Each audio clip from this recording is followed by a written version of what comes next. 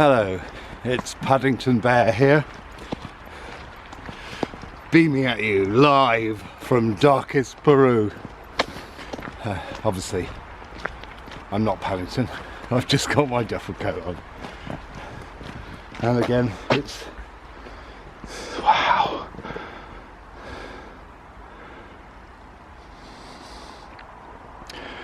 It snowed again, and we are in, well, early March, and there's some interesting marks on the road. I've had my marmalade sandwiches. Well, I've got my marmalade sandwiches. Actually, they're not. They're cheese and pickle with peanut butter. You know, it's funny. I used to think my father was Paddington Bear.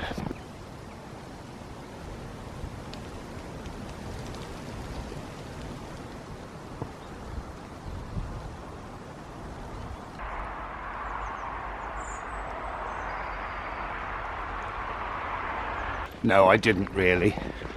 Of course not. But every morning, his breakfast would be 3 marmalade sandwiches. Anyone else have? Is that a strange breakfast? I thought it was a bit odd. Although, you know, I like marmalade, and I like marmalade sandwiches, and I like marmalade on toast, so, you know, I've never known anyone else have marmalade sandwiches. I just wondered if it was a thing that he had, or whether it was a popular dish for breakfast. Oh, I have to keep rubbing my eyebrows every so often, but I just noticed these. The hazel catechins hanging there. Well, I'm off because I can't work, obviously, clearly. I may not have brought enough clothes, but that's why I've got the duffel coat, because it's extra warm. I get warm from walking, yeah, because you do if you move. There's loads of rabbit tracks. Look, we could follow them, eh? And so I'm kind of in a massive dilemma. I'm going off filming, which won't be on this. I have to avoid falling snow by the looks of it. So I'm having to make the most of this because it doesn't happen that often. Look at these.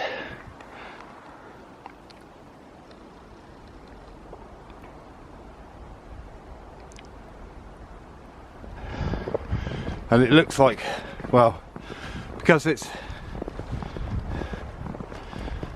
feels, I don't know, like it might get slightly warmer and everything will melt. It's already starting to fall, and it's early in the morning. It's not even 7:30 yet, and I know I can't be more specific because I left at just after 7. May have been later than that by the time I had to gaffer tape the hole in my wellies. It's crazy, isn't it? You know, fine for years, then at once 2 pairs of wellies gets a hole.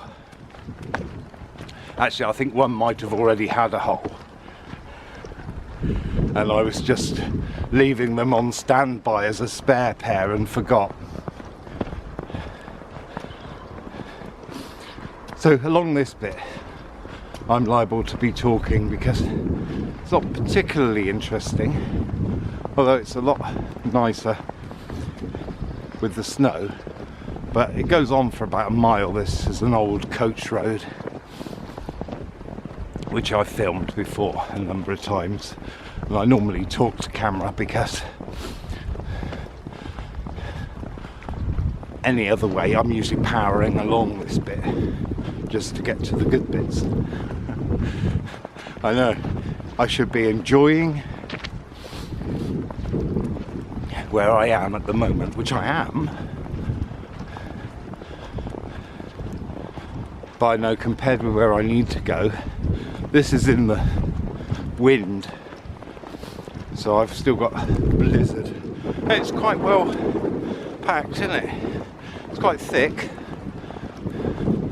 for Britain, and so yeah, that's how I thought I'd talk to you. A couple of things I've been looking into, and I'll do a bigger video about these, where they're sort of connected. I found out about the Charter of the Forest, which I'll look into another time, do a video on, but it's kind of connected to the Magna Carta, which is very important for British people. Signed at Runnymede in 1215, I think, and by King John. Well, it wasn't signed apparently because he couldn't, so it was sealed. I don't know who else signed it, but maybe he sealed it, and it became kind of a constitution. Now, the next bit I found really interesting. I'm going to get past these pylons. Oh, look at this. Hogweed.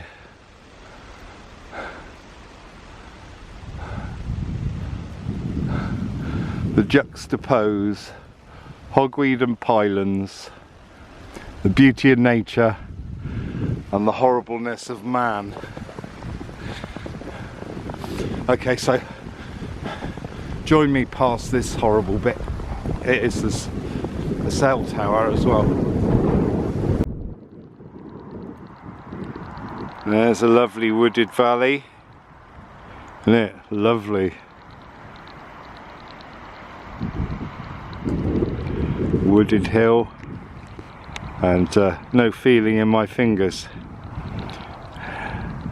So sorry for the bad pan. Apologies for any dewdrops, as we call dripping nose. It's part of the interesting thing about places I've worked, because I've worked with some quite rich people. One of them was actually a multi-millionaire, and you know, as well as them coming out on when it's in the winter, and you know, they've got this drip on the end of their nose, but one of them in particular, he would put his hands in manure with no gloves. He'd just put his hands in manure and work it, and you know, free it up with his hands, whereas I'd use a spade. So strange, isn't it, this money thing, that, you know, and he's a landowner as well of quite a bit of land, but yet at the same time he was quite happy to come out with me in the winter and do physical work on his land, putting his hands in shit, which I've got to respect that, because he wasn't going, oh, you go and do that. He was coming out and doing it with me. You know, the amount of times I've seen him fall over, stumble across the barbed wire, and not see the tree branch and hit his head on it. You know, I mean, that kind of gives the impression that he was a buffoon, but he wasn't. You know, we all have silly accidents. I noticed someone's come up here with a vehicle. I guess it'd be for feeding the animals, but I can't be sure. But, so, you know, he would have been one of the barons one of the landowners, who are pretty much more referred to than us, the people. But the interesting thing about the Magna Carta is the right to jury by your peers, yeah, which means you get a fair trial.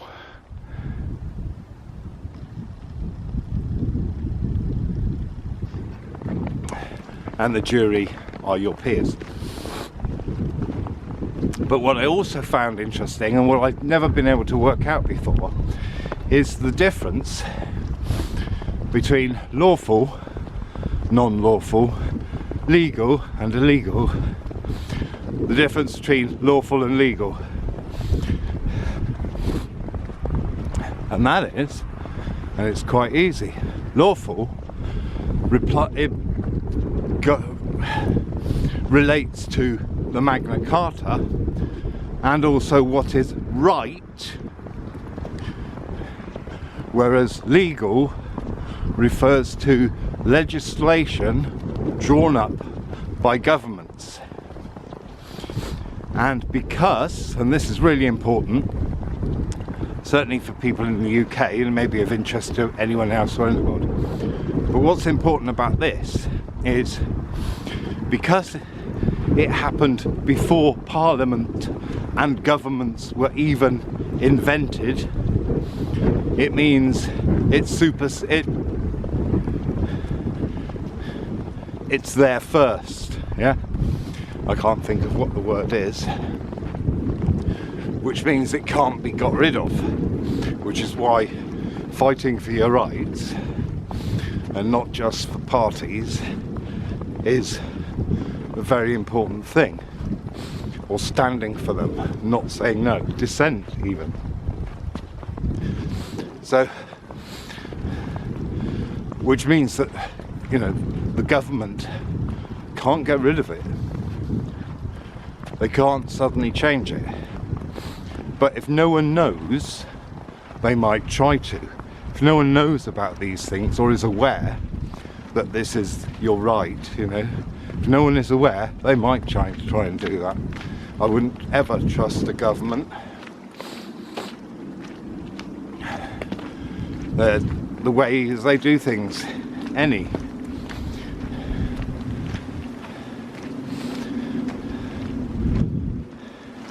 I'd probably have more trust in some than others, but because it's not about the government, and here you can probably get to my roots when I say the next thing. Oh, I love this juxta of the hazel catkins and the snow.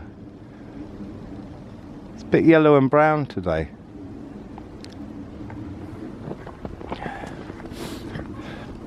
And I've lost my thread. So, hello to all of you laughing. Yeah, I've lost my thread. I can't listen back to see what I was saying, so I'll just have to ramble. But what they're doing ultimately is protecting the system. And because the system that's in place is something that a lot of people don't want changing, that is protected at all costs. So even people that go in with good intentions and want to change stuff that I totally agree with, and many of us would probably totally agree with, they can't. So what is a bit like, is there a game where you just move bits around without getting anywhere? Well, that's politics. And so when they say lawful, it means the right thing to do, basically.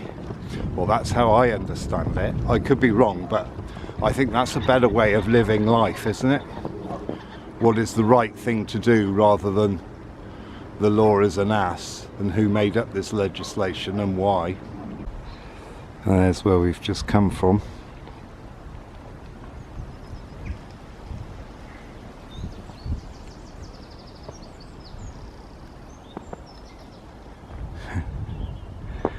jolt as the snow releases its grip on my spinning feet, and we're off down there.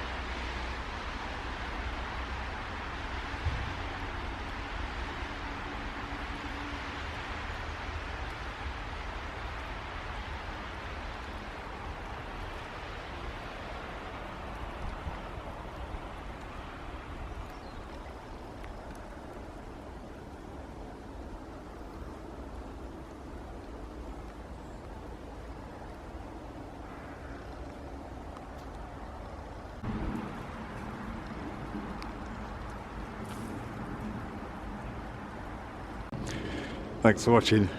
See you next time. Ta-da.